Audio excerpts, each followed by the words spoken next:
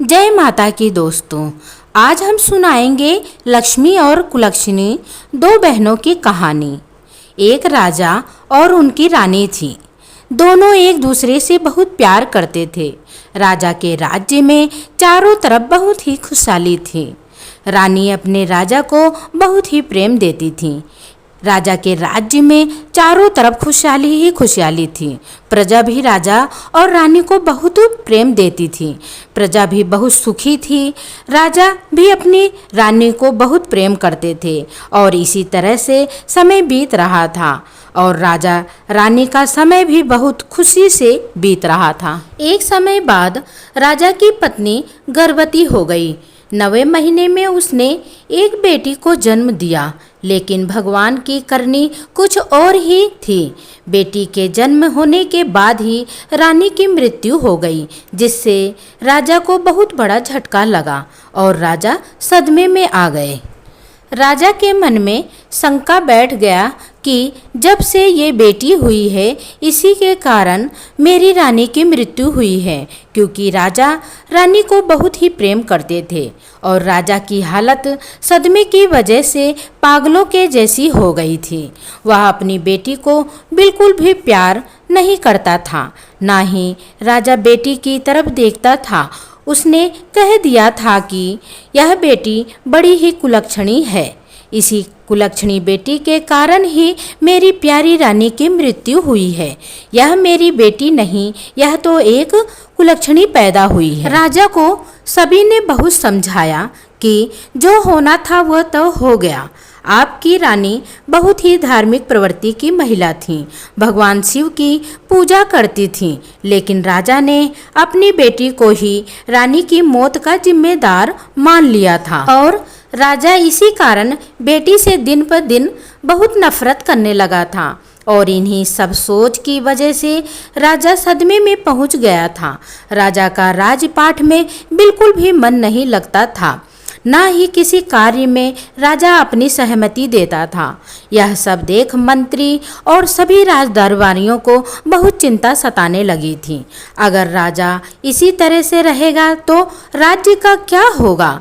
पड़ोसी राज्य के राजा हमारे राज्य पर हमला कर देंगे। इस तरह से तो हमारा खुशहाल राज्य मिट्टी में मिल जाएगा। इस राज्य की तरक्की भी रुक जाएगी। सबने अपने राजा को खूब समझाया था, लेकिन राजा के मन में रानी की जो यादें थीं वो निकल ही नहीं रही थीं। राजा की बेटी रोती रहती, लेकिन राजा उसे एक नज़र देखता भी नहीं था। बेटी की देखभाल और पालन पोषण दासियां ही करती थीं।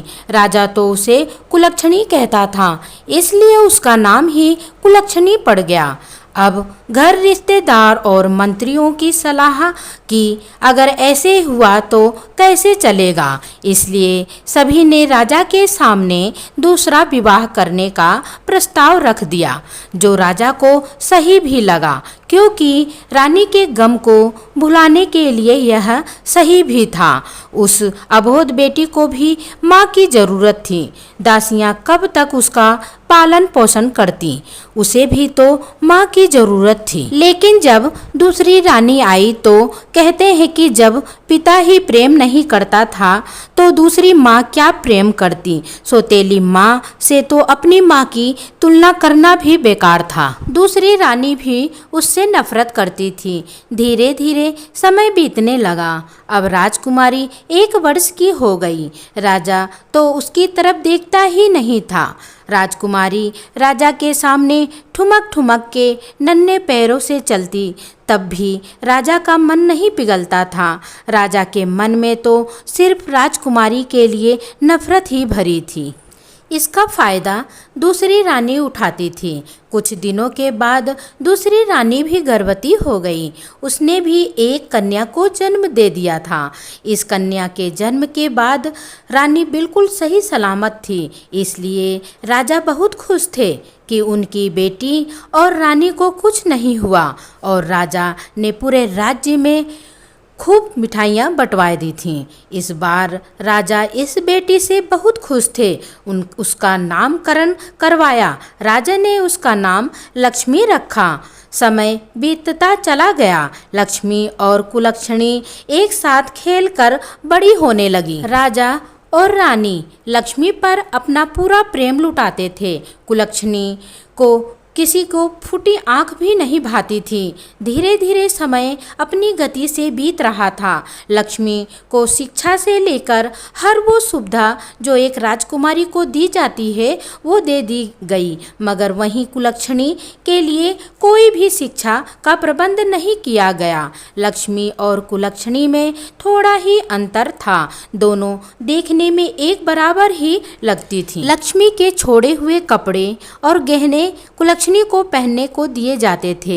बेचारी का दूसरा कोई भी ख्याल रखने वाला नहीं था। उसकी अपनी माँ भी नहीं थी। धीरे धीरे राजा की दोनों बेटियां जवान हो गई थीं। एक दिन रानी ने राजा से कहा, राजा, दोनों बेटियां विवाह के योग्य हो गई हैं। हमें इनका विवाह करना होगा। जो कुलक्षणी थी वह बड़ी ही धार्मिक थी, क्योंकि उसकी माँ भी धार्मिक स्वभाव की थी। वह भोले बाबा की बहुत पूजा पाठ करती थी। और जो लक्ष्मी थी उसे बड़ा ही घमंड था कि वह एक राजकुमारी है। उसके पास माता पिता दोनों का हाथ और प्यार है। लेकिन बेचारी कुलक्षणी कहते हैं, जिन्हें माता पिता का प्यार नहीं मिलता है वह बच्चे बड़े ही समझदार हो जाते हैं। वह बेचारी बड़ी ही चुप चुप रहती थी, मगर महल में उससे सब बहुत प्रेम करते थे। लक्ष्मी भी उसे हमेशा डांटा करती थी। राजा लक्ष्मी को देखकर फूला नहीं समाता था और कुलक्षणी को देख राजा अपना मुंह फेर लेता था। कुलक्षणी पिता के प्यार के लिए तरसती ही बड़ी हो गई। राजा ने महल में सभी को बड़े ही कड़ाई से कह रखा था कि महल में जब राजा आए तो कुलक्षणी राजा के सामने ना आए। लेकिन राजा चाहे कितना भी नफरत करता था, पर वह बेटियों की शादी तो उसे करनी ही थी। एक दिन रानी ने राजा से कहा, दोनों बेटियां बड़ी हो गई हैं, इनके लिए घर और वर की तलाश किया जाए। राजा कहने लगा, हाँ रानी, विवाह तो करना ही पड़ेगा और जितनी जल्दी हो जाए उतना ही अच्छा है। इस कुलक्षणी का साया हमारे महल से हट जाए। रानी भी कुलक्षणी से नफरत करती थी, उससे सारे काम कराती थी। उस बेचारी पर न दया न माया करती थी। रानी तो हमेशा से चाहती थी कि कुलक्षणी दुखी रहे। इसलिए रानी ने राजा से कहा, कुलक्षणी बड़ी है, इसलिए पहले इसका विवाह करवाएं। राजा ने भी रानी से कहा, इसका क्या करना है, जैसी ये है वैसा ही इसका विवाह कर दिया जाएगा। रानी ने राजा से कहा, इसके लिए तो लंगड़ा, अंधा और भिखमंगा ही लड़का सही रहेगा। वह कहाँ महलों के लायक है, जहाँ भी जाएगी वहाँ का बेड़ा गर्क कर देगी। यह तो होते ही अपनी माँ को खा गई, वहाँ भी जाएगी तो जाने क्या क्या हो जाएगा और हमें जाने क्या क्या सुनने को मिलेगा। राजा बोले, रानी तुम बिल्कुल ठीक कह रही हो। राजा ने तुरंत ही अपने नाई और ब्राह्मण को बुलवाया और कहा कि अपनी कुलक्षणी के लिए एक अंधा वर देख कर आओ। अब नाई और ब्राह्मण कुलक्षणी के लिए वर की तलाश में चल दिए। चलते चलते वे बहुत दूर एक गांव में पहुँचे। वहां उन्होंने देखा कि वहां एक भिखारन थी। उसका एक बेटा था जो कि दोनों भीख मांग रहे थे। बेटा अंधा था। घर के नाम पर उसके एक घास फूस की एक झोपड़ी थी। नाई और ब्राह्मण उन्हें देखकर बड़े ही खुश हो गए थे। काफ़ी समय लग गया था जैसा वर राजा ने बोला था, और राजमहल की राजकुमारी का रिश्ता लाए हैं। यह सुनते ही भिखारन माई को तो विश्वास ही नहीं हुआ। वह माई तो तुरंत ही राजी हो गई कि राजकुमारी उसकी बहू बनकर आएगी, चाहे वो कुछ भी ना लाए, कैसी भी, पर उसका रिश्ता राजमहल से जुड़ जाएगा। और उसके साथ कुलक्षणी का रिश्ता कर नाई और ब्राह्मण अपने राजमहल लौट आए। आज उनके सामने वैसा ही वर था। ब्राह्मण और नाई दोनों ही उस भिखारन के समीप गए और कहने लगे, हे माई, तेरे बेटे के लिए बहुत अच्छा रिश्ता लाए हैं। भिखारन पहले तो हंसी और फिर बोली, क्यों भैया, मुझ भिखारन का मजाक उड़ा रहे हो? भला मेरे अंधे बेटे से कौन विवाह करेगा? तब नाई बोला, अरे माई, हम तेरे बेटे के लिए बहुत ही अच्छा रिश्ता लाए हैं। और उन्होंने आकर राजा को सारी बात बताई। राजा ने कहा, ठीक है, जैसा लड़का चाहा था वैसा लड़का मिल गया। फिर राजा ने कुलक्षणी का विवाह उस अंधे लड़के के साथ कर दिया। दहेज के नाम पर भी उसे राजा ने कुछ नहीं दिया। बेचारी कुलक्षणी वहाँ से विदा होकर अपने ससुराल आ गई। ससुराल आकर कुलक्षणी ने देखा कि यहाँ तो टूटी फूटी झोपड़ी है, बैठने के लिए भी सही से जगह नहीं थी। आखिर कुलक्षणी थी तो एक राजकुमारी ही ना, कम से कम वह महल में तो रहती ही थी। बेचारी यहाँ आके भगवान से कहने लगी, हे भोले बाबा, ये मेरी कैसी परीक्षा है ले रहे हो? मेरी माँ तो नहीं थी, पिता का प्यार भी नहीं मिला, यहाँ पर आकर पति भी निर्धन और ऊपर से अंधा है। कम से कम पति ठीक ठाक मिला होता तो दोनों कुछ कमा ही लेते, लेकिन अब जो मेरा पति है, अब वही मेरा परमेश्वर है। मेरा पति मुझे जिस भी तरह से मिला है, मैं इसका साथ जीवन भर निभाऊंगी। कुलक्षणी अपनी सासू माँ से कहने लगी, हे माँ जी, जो कुछ भी घर में हो वो मुझे खाना बनाने के लिए दे दो। कुलक्षणी की सास और उसका पति दोनों ही भीख मांगकर जो कुछ पाते थे उसी से खाना बनता था। कई बार तो उन्हें भीख में कुछ भी नहीं मिलता था, उन्हें भूखे पेट ही सोना पड़ता था। लेकिन कुलक्षणी को जो भी पैसे मिले थे उसने उनसे खाना बनाया, अपनी सासू माँ और अपने अंधे पति को खाना खिलाया। बाद में जो बचा वह खुद कुलक्षणी ने खा लिए। भोले बाबा की मर्जी मानकर वह उनके साथ बड़े ही प्रेम से रहने लगी, अपनी सास और अपने पति की सेवा करने लगी। उसने उन्हीं में सुख तलाशने की कोशिश की। उधर रानी राजा से कहने लगी कि कुलक्षणी का तो विवाह हो गया, उससे तो हमने छुटकारा पा गए हैं, लेकिन अब हमारी लक्ष्मी बिटिया के लिए भी कोई अच्छा सा वर ढूंढ दीजिए। राजा ने अपने नाई और ब्राह्मण को बुलवाया और कहा कि एक अच्छे राजा का बेटा राजकुमार, जो कि एक अच्छा राज्य का राजकुमार होना चाहिए, वह हमारी लक्ष्मी बिटिया के लिए ढूंढना चाहिए। नाई और ब्राह्मण ने एक चक्रवर्ती राजा के राज्य में जाकर पहुँचे। वहाँ जो राजकुमार था वह एक ही राजकुमार था। लक्ष्मी भी बहुत सुंदर थी। अब क्या था, लक्ष्मी का विवाह हो गया। राजा ने लक्ष्मी को खूब दान दहेज देकर बड़े ही शानो शौकत से लक्ष्मी का विवाह चक्रवर्ती राजा के राजकुमार से विवाह कर दिया था। लक्ष्मी अपने ससुराल में बड़े ही शानो शौकत से रहने लगी थी। लक्ष्मी उधर राजकुमारी और माँ बाप का खूब प्यार मिला और इधर भी लक्ष्मी को अच्छा राजपाट चक्रवर्ती सम्राट जैसा राजकुमार पति मिला। अब कुलक्षणी बिचारी एक दिन उसकी सासू माँ भीख में कुछ पैसे मांग कर लाई। उन पैसों को कुलक्षणी को दे दिए। कुलक्षणी बोली, माँ जी, भीख मांगना अच्छा नहीं लगता है। कुछ लोग आपको भीख दे देते हैं तो कुछ लोग आपको ठुकरा देते हैं, इससे अच्छा तो हमें कुछ काम करना चाहिए। उसकी सासू माँ कहने लगी कि बेटी, तुझे भले ही मेरे घर की सब कुलक्षणी कहते हैं, पर तू हमारे लिए हमारे घर की लक्ष्मी है। तू जो कहेगी मैं वही मान लूँगी। फिर कुलक्षणी ने कहा, माँ जी, मैं इन पैसों से कुछ खरबूजे लेकर आती हूँ। गर्मियों का समय है, इस समय में खरबूज और तरबूज बहुत बिकते हैं। मैं इन्हें बेचूंगी और आप घर पर ही रहोगी। आप भीख मांगती हो तो मुझे अच्छा नहीं लगता है। सासू जी बोली, बेटी, अभी तो तू नई नई है, कहाँ जाएगी? कहने लगी, माँ जी, आप घर पर ही रहो। जो पैसे थे उन्हें लेकर वह एक डलिये में तरबूज और खरबूज लेकर जंगल के रास्ते चल दी। उसी रास्ते पर एक मंदिर था, उसी मंदिर के सामने जाकर बैठ गई। बड़े ही ताज़ा ताज़े खरबूजे थे।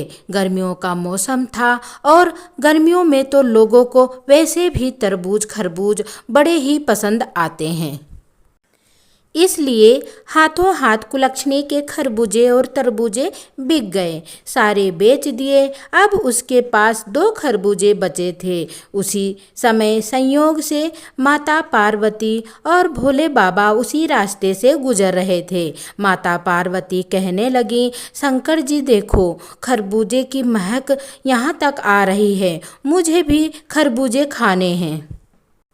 शंकर जी बोले, हे पार्वती, तुम किस चक्कर में पड़ रही हो? चलो कैलाश चलते हैं। तभी तुमने कहा था कि मुझे पृथ्वी पर भ्रमण करना है, और जब मैं तुम्हें घुमाने ले आया हूँ तो अब तुम ये कौन सी नई रट लगा ली हो?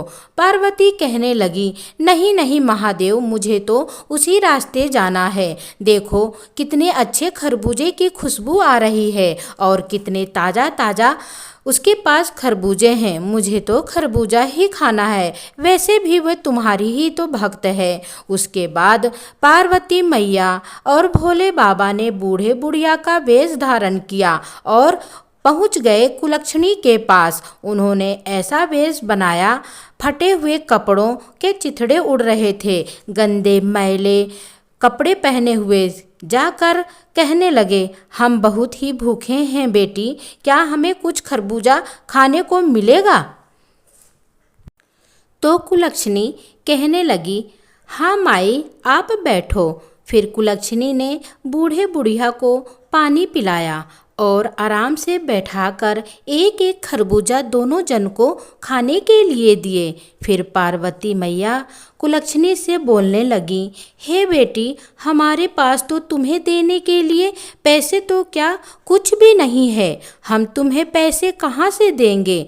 खरबूजे तो हमने खा लिए हैं। कुलक्षणी कहने लगी, कोई बात नहीं मैया, आज मैं खरबूजे बेचने आई थी। भोले बाबा की कृपा से मेरे सारे खरबूजे बिक गए हैं। अब मेरे पास सिर्फ 2 ही खरबूजे ही हैं। अगर आप इन्हें खा लिए हैं तो ये भी मेरे लिए धर्म की बात है। आप तो बूढ़ी माँ हैं, वैसे भी मेरी कोई माँ नहीं है, और आपने मुझ पर इतने प्यार से बेटी जो कहा है, मुझे तो मेरे पिता ने भी इतने प्यार से बेटी कभी नहीं कहा है। मेरे कान तो बेटी शब्द सुनने के लिए ही तरस गए हैं। तब बूढ़ी माँ बनी पार्वती मैया कहने लगी, बिटिया, काफ़ी दूर से चलकर आई हूँ, मेरी सांस चल रही है और मेरे पैरों में बड़ा ही दर्द हो रहा है। इतना कहते ही पार्वती मैया वहीं पर निढाल हो गईं। तब कुलक्षणी ने देखा कि पार्वती मैया जो कि बूढ़ी थीं, उसे क्या पता था कि वे साक्षात भोले बाबा और पार्वती हैं। कुलक्षणी कहने लगी, लाओ मैया, मैं तुम्हारे पैर दबा देती हूँ। और वह बड़े प्यार से बूढ़ी मैया के पैर दबाने लगी। ठंडी ठंडी हवा चल रही थी। पार्वती मैया को नींद आ गई।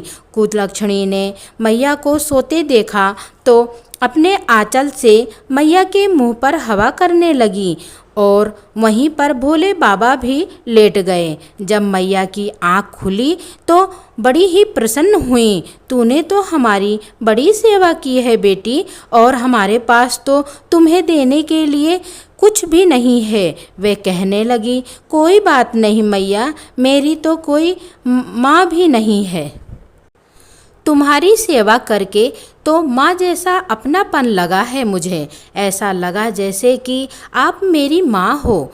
तब वे दोनों कुलक्षणी से कहने लगे, तो अब हम चलते हैं। और जाते समय माता पार्वती भोले बाबा से कहने लगी कि सुनिए जी, आपकी झोली में कुछ है तो इस बेचारी बेटी को दे दो। भोले बाबा बोले, मेरे पास क्या है? तभी पार्वती मैया बोली, वो भभूति निकाल कर दे दीजिए। भोले बाबा के पास तो वैसे भी भांग धतूरा और भभूति ही होती है। भोले बाबा की झोली में से माता पार्वती मैया ने भभूति निकालकर कुलक्षणी को दे दी। कुलक्षणी बड़ी ही खुश हुई। उसने अपना आंचल पसार कर भभूति ले ली और खुशी खुशी अपने घर की तरफ चल दी। घर आकर अपनी सासू माँ से कहने लगी कि आज एक बूढ़े बाबा और बूढ़ी अम्मा की सेवा करके मुझे बड़ा ही आनंद प्राप्त हुआ है। और देखो माँ, आज की कमाई मेरे सारे खरबूजे भी बिक गए हैं। और कुलक्षणी कहने लगी, माँ जी, आपको और मेरे पति को अब भीख मांगने की ज़रूरत नहीं है। अब हम मेहनत करके काम करेंगे और भोले बाबा की कृपा रही तो हम सम्मान की ज़िंदगी भी जिएंगे। उसकी सास बोली, बेटी, मैं तेरे जैसी बहू पाकर धन्य हो गई हूँ। मैंने तो कभी सोचा ही नहीं था कि मेरे बेटे का कभी विवाह भी होगा, लेकिन मुझे नहीं पता था कि मेरे बेटे के नसीब में इतनी संस्कारी पत्नी लिखी थी। मैं तो भगवान कि बहुत ही ऋणी हो गई हूँ। फिर कुलक्षणी बोली, माँ जी, आज एक बूढ़ी अम्मा और बूढ़े बाबा आए थे। उन्होंने मुझे ये भभूति दी है, इसका मैं क्या करूँ? तब उसकी सास बोली, मेरे बेटे को आने दे, जो वह बोले तू वही करना।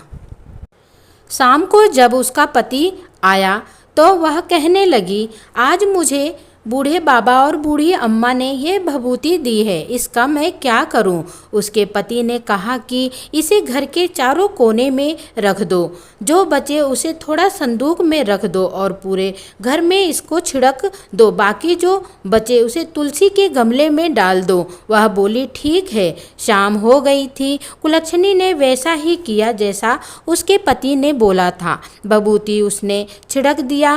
रात को खाना बनाया, खिलाया और खुद खाकर सो गई। सुबह उठती है तो क्या देखती है कि उसकी झोपड़ी की जगह बहुत ही सुंदर महल बन गया है। घर के चारों कोने झनझना रहे हैं, हीरे मोतियों से चमक रहे हैं, धन के अंबार लगे हैं, अन्न और धन से घर भरा है। यह सब देखकर उसे बड़ा ही अचंभा हुआ।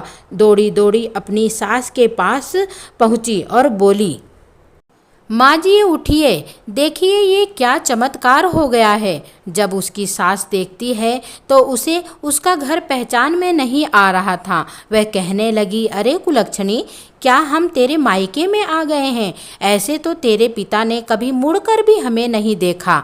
मैं तो रात सोई थी, तू कब मुझे अपने मायके में लेकर आ गई है? तब कुलक्षणी कहने लगी, यह मेरे पिता का घर नहीं है, यह तो हमारा ही घर है। देखिए माँ जी, शायद यह भोले बाबा और माता पार्वती की कृपा हुई है। उन्हीं की कृपा से हमारा भाग्य बदल गया है। वो बूढ़े बाबा, बूढ़ी माँ शायद भोले बाबा और माता पार्वती ही थे, जिनको मैं पहचान नहीं पाई। और वह यह सब कहकर रोने लगी कि हे भगवान, साक्षात मेरे पास आए और मैं उन्हें पहचान नहीं पाई। कुलक्षणी की सास उसे धीरज बंधाते लगी।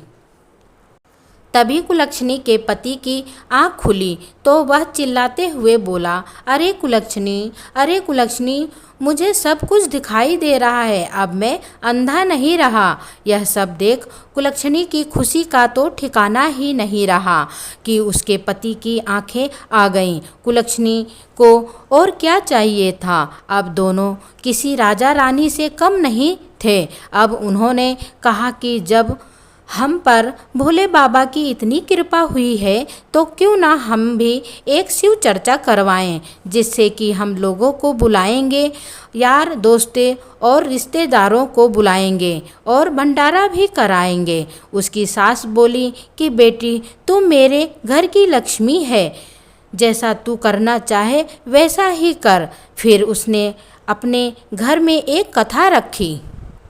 उसने सब रिश्तेदारियों में न्योते भिजवाए, अपने मायके भी भिजवाए और अपनी बहन लक्ष्मी के घर भी न्योता भेजा और सब उसकी कथा में आए। लेकिन उसके पिता को अपने ऊपर बड़ी शर्मिंदगी महसूस हो रही थी कि मैंने अपनी बेटी के साथ ऐसा किया, लेकिन उसका नसीब तो देखो, नसीब के आगे किसी का नहीं चलती। मेरे चाहने से क्या होता है, जबकि उसका नसीब भगवान ने स्वर्ण अक्षरों से लिखा है। लेकिन उसके पिता और उसकी माँ को, जो कि सौतेली माँ थी, उसको बड़ा अफसोस था कि क्योंकि जब कुलक्षणी और लक्ष्मी की शादी हुई उसके बाद से ही उसके पिता को कोढ़ रोग हो गया था। और कोढ़ रोग ऐसा था कि उसके पिता जल्दी ठीक नहीं हो रहे थे, जिससे उनका राजपाट और भी धूमिल होता जा रहा था। क्योंकि जब राजा ही कमज़ोर हो जाए तो राज्य अपने आप ही गरीब होता जाएगा। कथा में जब लक्ष्मी उसके घर आई तो ऐसे भी लक्ष्मी बहुत घमंडी थी। वो तो बात बात में कुलक्षणी को ताने मारा करती थी। जब आई तो देखा कि कहाँ मैं चक्रवर्ती सम्राट की बीबी हूँ, रानी हूँ, और मेरा पति इतने बड़े राज्य का राजा है, लेकिन मेरी बहन के महल और राज ठाट तो मेरे से भी अच्छे हैं। ये सब देख लक्ष्मी ने कुलक्षणी से पूछा, तुझे यह सब कैसे प्राप्त हुआ? तब कुलक्षणी ने सारी बातें अपनी बहन को बता दी। अब क्या, उसकी बहन लक्ष्मी को लालच आ गया और वह कुलक्षणी को नीचा दिखाना चाहती थी। वह तो अपने से ऊपर उसे उठता कभी भी नहीं देख सकती थी। कुलक्षणी को देखना ऊपर उसे कभी पसंद ही नहीं था। लेकिन दोस्तों, जिसको भगवान उठाना चाहे उसे कौन रोक सकता है? भगवान जब चाहे जिसे ऊपर उठा दें, जब चाहे नीचे गिरा सकते हैं। यह ईश्वर की लीला कोई नहीं जानता है। लक्ष्मी अपनी बहन से सारी बातें पूछकर अपने पति से बोली कि देखो जी, मैं भी अब खरबूजे बेचने जाऊंगी। उसका पति बोला, अरे लक्ष्मी, हमारे राज्य में कोई कमी नहीं है। तुम्हारी बहन तो इतनी गरीब थी, उसकी सच्ची भक्ति और श्रद्धा को देखकर भगवान ने उस पर कृपा की है। तू क्यों जलन के मारे मरी जा रही है? तेरे पास किस चीज़ की कमी है? लेकिन लक्ष्मी नहीं मानी। वह बोली, नहीं जी, मुझे खरबूजे बेचने जाना ही है। पति ने कहा, ठीक है, जाओ। फिर लक्ष्मी एक टोकरी में खरबूजे लेकर मंदिर के सामने जाकर खड़ी हो गई। संयोग से उस दिन भी माता पार्वती और भोले बाबा आ रहे थे। खरबूजे बड़े ही ताज़ा ताज़ा थे। पार्वती मैया भोले बाबा से बोली, देखो जी, मुझे यह ताज़े ताज़े खरबूजे खाना है। भोले बाबा ने बहुत समझाया पर पार्वती मैया नहीं मानी। उन्होंने तो लक्ष्मी के खरबूजे पसंद आ गए थे। अब क्या था, दोनों जन ने बूढ़े बुढ़िया का वेश, फटे कपड़े धारण किए और लक्ष्मी के पास आ गए। उस दिन लक्ष्मी का एक भी खरबूजा नहीं बिका था। पार्वती ने लक्ष्मी से बोला, बिटिया, गर्मी के मारे दम निकल रहा है, बहुत प्यास भी लगी है, क्या थोड़ा सा पानी पिलाओगी? और थोड़ा खरबूजा भी खाने को दे दो। लक्ष्मी को उन पर बड़ी गुस्सा आया। वह बोली, अरे हटो, सुबह से तो बोहनी तक नहीं हुई है।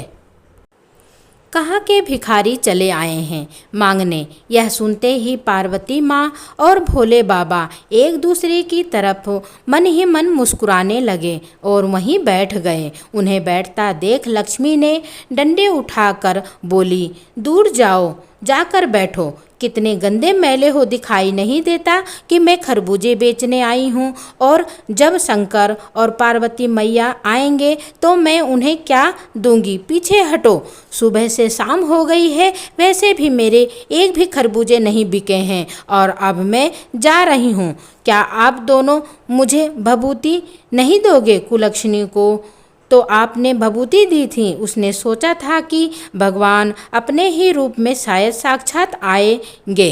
पार्वती मैया ने शंकर जी से कहा, अरे हाँ, इसे भी थोड़ी सी भभूति दे दो। और फिर भोले बाबा जी ने अपने पोटले में हाथ डालकर भभूति निकालकर लक्ष्मी को दे दी।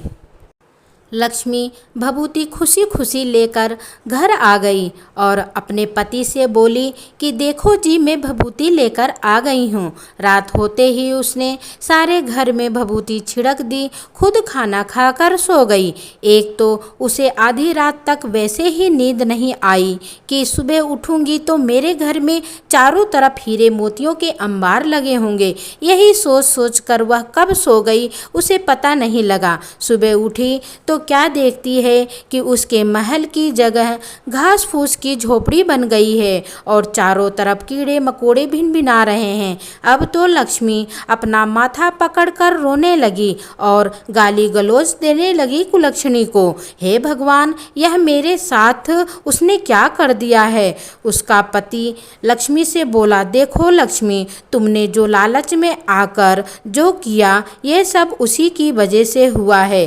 तुम्हारी बहन दिल की अच्छी है, तुमने उसके साथ अच्छा व्यवहार नहीं किया है।